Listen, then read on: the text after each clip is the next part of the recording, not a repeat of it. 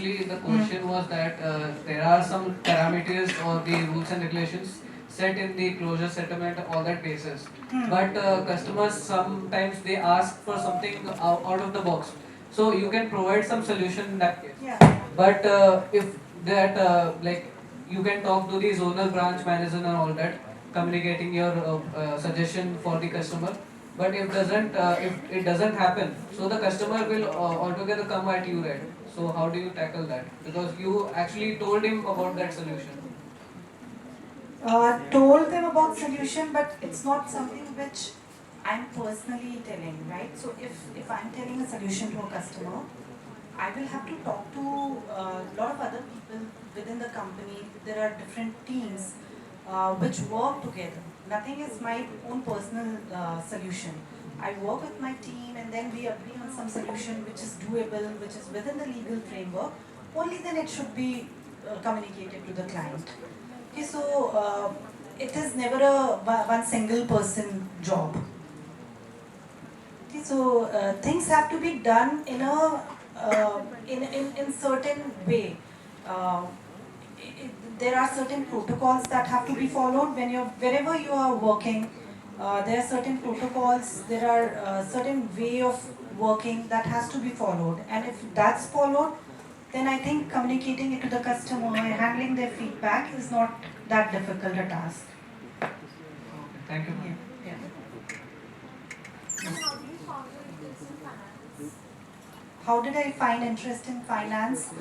Uh, I think I was very clear when I was in school that I want to get into this field. So after 10th standard, I went and I took up commerce when that was the time when everyone used to take science. So most of the people around me who were good in studies, they would take science. I took a different route and I took commerce, and I was very clear that I want to become a CA. That's how it happened. And then when I became CA, I was very clear that I want to become a CFO. And then that's how every time I moved job, I was very clear that this is the path that I want to take, and whatever helped me reach there, I think my decisions were always based on that goal. Challenges? Yeah, there are lots of challenges, definitely. First of all, working with people is a very, like you said, in the first, and I think that's really the crux of it, in the corporate world, even for that matter, if you want to start your own company, you want to become an entrepreneur, even then, I think managing people, dealing with people, working with people, finally it all boils down to that. And that's why I said that soft skills, your negotiation skills, these things become really important. You will see that later. You will understand what I'm saying. It's not just technical thing. If you want to grow, that is if you want to grow. If you don't want to grow, that's a different thing. But if you want to grow, so really, I think I had to. I I took up managerial role very quickly in my career. After 18 months of my experience, I started leading the team, which is very important in my role. Uh, uh, Being especially finance is such a wide, wide area. You have to keep yourself updated. You can get asked any kind of question like Bitcoin here, right? So you can get asked any kind of question. My portfolio is also very wide where I'm working right now. So you have to keep yourself updated. So I read a lot, but I think overall there are a lot of people who have helped me to be where I am, and that's why I cannot overemphasize the importance of having right mentors in your life. Luckily, I have had very nice people, very nice managers who have supported me. Uh, but you have to keep working on yourself. You have to just keep working on yourself if you want to reach the pinnacle or the top of the corporate career. And I know I still have to go a long way, but these are some of the things that I have followed. Yeah. Yes.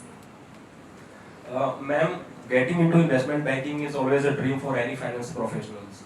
So my question is, in this current situation, what particular skill set, other than soft skill, is required for getting into the investment banking?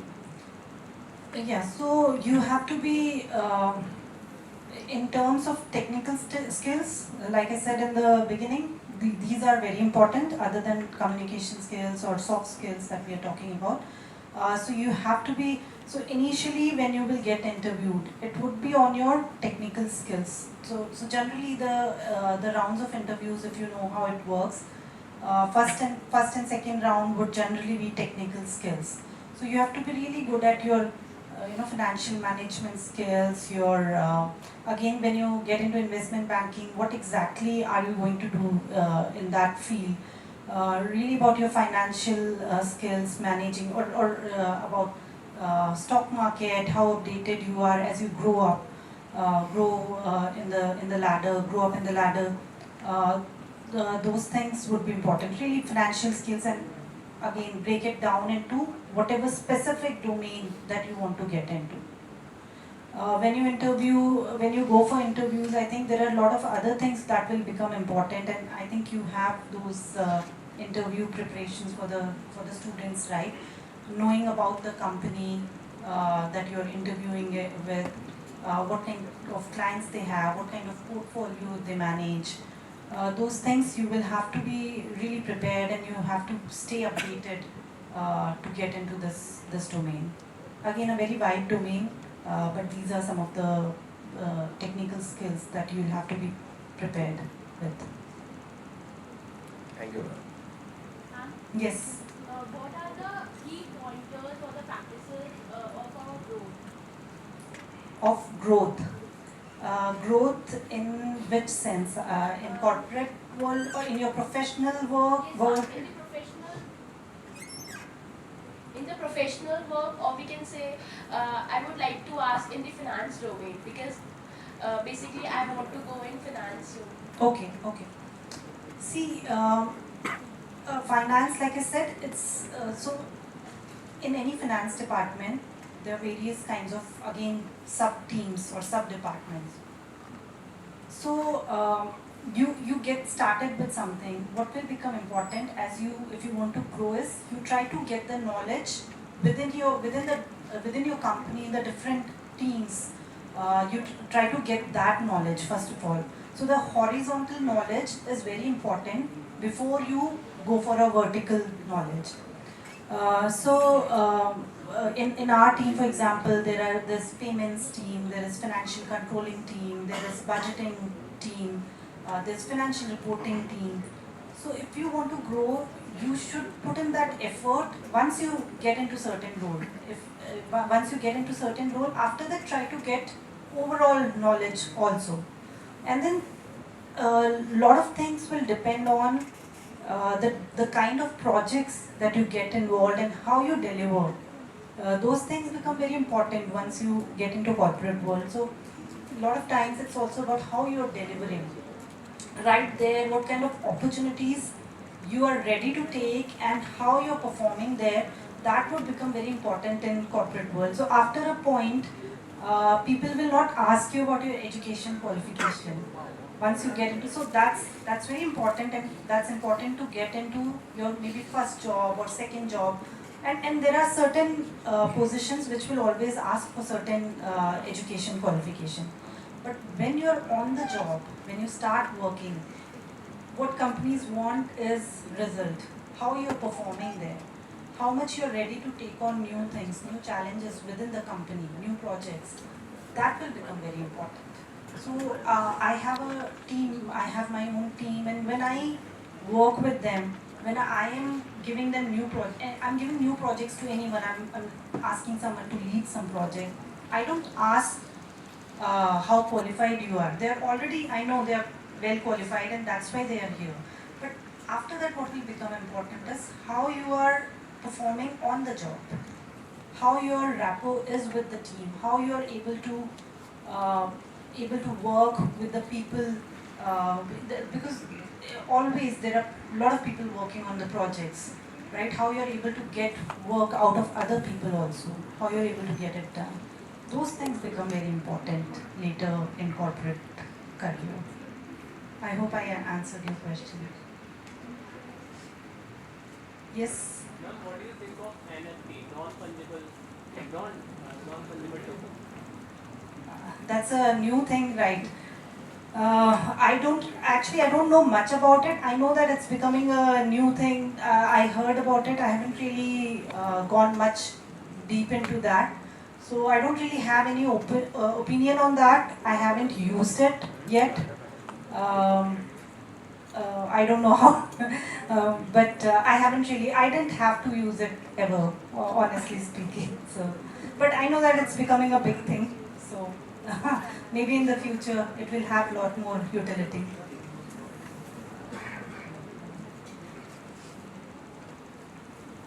Any other questions?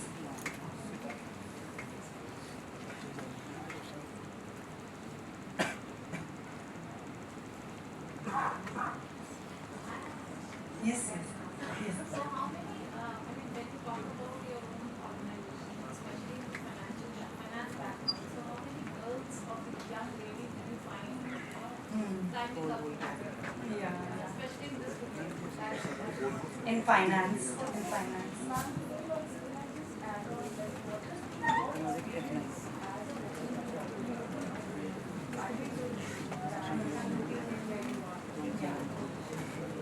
Fortunately, I've had very good experience. I never felt that I was any time left behind. Um, Part of it could be because I have worked for really the kind of MNCs I've worked for, they have always emphasized on a lot on gender diversity. Okay, so luckily but I have always, what I've seen is that most of the times I'm the only woman in the room. A lot of board meetings or leadership meetings, a lot of times I'm the only woman in the room, or there could be a couple of more women. So that has been my experience. And talking about the women, the kind of challenges they generally face, uh, what is seen, and I'm also part of diversity and inclusion team in my company. So what is seen is that about, and this is, some of this is official data. So the women that we see during education, the gender diversity we see is about 50%. There was some data released by Indian government also, which said that the number of women who enroll for higher education is 50%. So 50% men, 50% women. After that, when we see the workforce, about 1 to 5 years of experience, there also we see good diversity. After 5 years, we see this dropping. And there are a lot of reasons for that, especially during COVID, a lot of women had to take a back seat because of various reasons. There was non-availability of domestic help and taking care of kids and all of that. We have seen, and it's really, really unfortunate. There was another data which said that in India, the workforce, women workforce is down to 9% in 2022. That's really, really sad. But I think over time, what happens is that what we have seen is that women tend to have their personal life as more important than professional life. They find it difficult to balance, and a lot is being done for gender diversity in the corporate world. And I think right now is the right time for us women to give all our to put all our effort in trying to remain in the workforce, because a lot of flexibility is given to the women right now. There are a lot of programs. If you will look at some of the corporates, big corporates, they have a lot of good programs for women. women to come back to workforce after a break, especially after maternity break or any other kind of break also. So it's corporate is doing all that it can, but we need that willingness for women. There are special drives which are happening for getting a lot more women in workforce by especially by MNCs. I can say that. Like I said, I'm part of this diversity and inclusion team, and I get to interact with other MNCs also. We had a round table where 14 to 15 um, leads from different MNCs have participated, and that's what we were talking, that after 5 years it drops to some 30%, and then at the leadership position it's not even 20%. So that's where it is right now. But I think I see a lot more women ready to take up challenging roles. So I am really hopeful that in next few years, at least in India, it should go up. And this problem is not just in India; it's even outside of India. So gender diversity in leadership is a worldwide problem.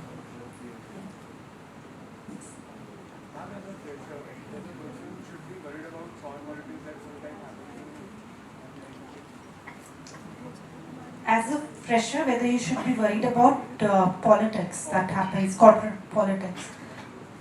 See, we call it politics, but I don't know what's the right way to call it. Maybe it's ego clash, maybe it's difference of opinion. It may not be politics all the time, and I don't think we have to worry about it.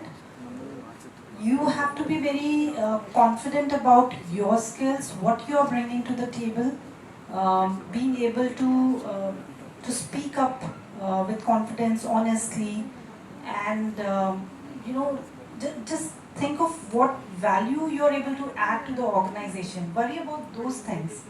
I don't think I ever worried about corporate politics, because when you start thinking in that direction, then your focus changes. I think you should worry about what you are bringing to the organization. Focus on that, then it will solve all the other problems.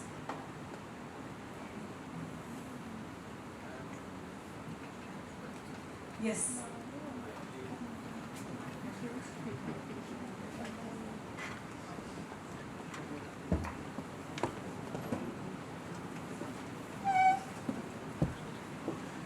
Ma'am, can you please suggest me some certification course in Udemy or in any e-learning platform to go in an investment sector? Investment sector. So investment sector, you mean investment banking? Okay, I will have to check that and I will get back to you. Why don't you just connect with me on LinkedIn? I did my Bitcoin and this Not about Bitcoin. Bitcoin. I've done one course on Udemy. Not about Bitcoin. Okay, yeah, I'll have to check. I don't have any such course. I don't remember anything offhand, but I can definitely check and I will let you know. Instead of Udemy, you can try to find some other proper certification by some university that might add more value. I would suggest, because Udemy is good to keep yourself updated, but these are by certain people who are taking classes. It might be better if you are very serious about this domain, then try to find something which is recognized worldwide. That's what I would suggest. But as a student, we get time only for. Okay, okay. Yeah, definitely. I'll look into that and I'll get back to you. Okay. On investment banking, you're saying, right? Yes, ma'am. Okay, definitely. I'll check that. Can someone just make a note of this so that I don't forget? Huh? Again? Okay. Hello ma'am, myself Akshat Vasudeva, and I just wanted to ask that I am from an engineering background, right? So can I see myself as a CFO in future? Like, is there a necessary background check ki I should have a commerce background for becoming a CFO in a corporate world? You can definitely become a CFO. Okay, so If there I are take- very good examples also I can give you. I think from Amazon, if you check Amazon CFO, he is, I think, an IITN and then MBA. So lot of technology, especially in technology companies, you will get a preference if you want to go that route. So you can definitely become a So CFO. for that, I have to choose finance and BA for my major one and major two. So to become a CFO. See, you should know, you have to definitely learn things, nitty-gritties around finance. So whether you do it by taking one of the majors here or one of the subjects, you can do that way, or you can do it some other way also. Okay, so there's no right or wrong way there, but you'll definitely have to learn few things in finance to become a CFO. But even with technology as your background, you can definitely become. And there are some very good examples you'll be able to find.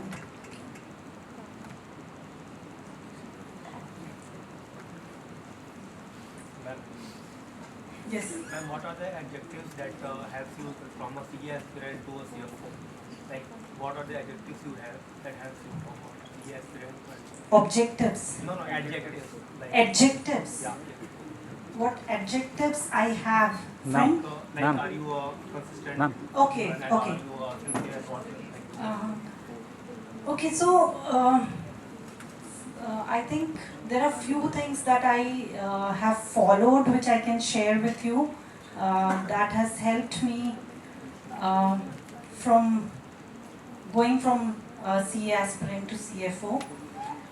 One is I love challenges. I love to take on new things. Okay, so I'm always asking for it. I don't wait for it. Even when where I'm working, I would always go up to my boss and I would say that, I want to do something new. I want some new project, or if I come to know about some new project, I will go in and I'll ask that I would like to lead that. I would like to be part of that. Secondly, I have lived by this motto that everything is hard until it becomes easy. So there are a lot of difficult things which come my way, uh, which initially would seem like impossible to do. But now I have over years realized that everything is possible, and over time it will become easy. Nothing is difficult. And third thing is don't ever settle. Don't ever settle. They say, I don't know if you've heard, I have not come this far to come just this far. So I always say this to myself. I have not come this far to come just this far. I have long way to go. So keep saying that to yourself. I think don't get complacent in life. That's something which I would like to tell my daughter also all the time. I would like to remind her, don't get complacent in life. There's a lot more that can be done. There's a lot more that can be achieved. Yeah.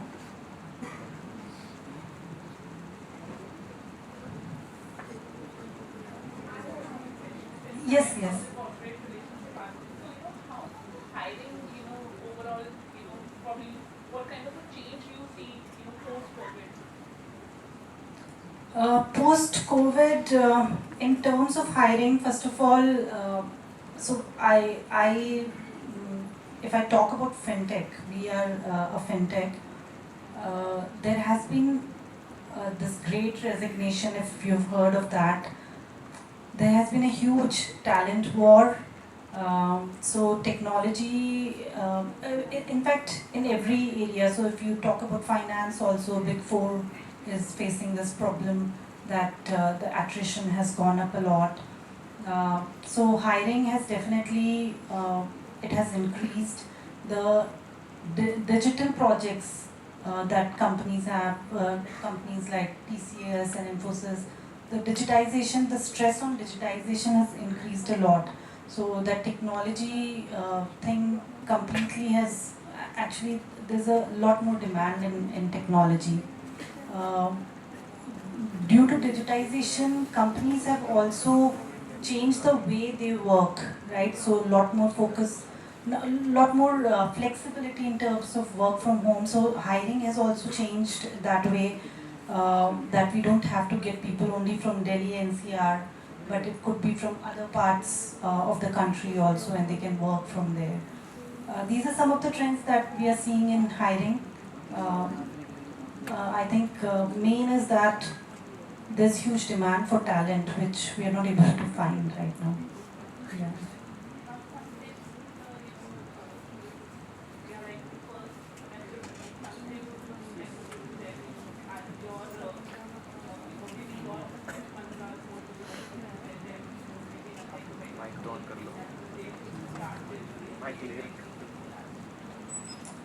Yeah, I think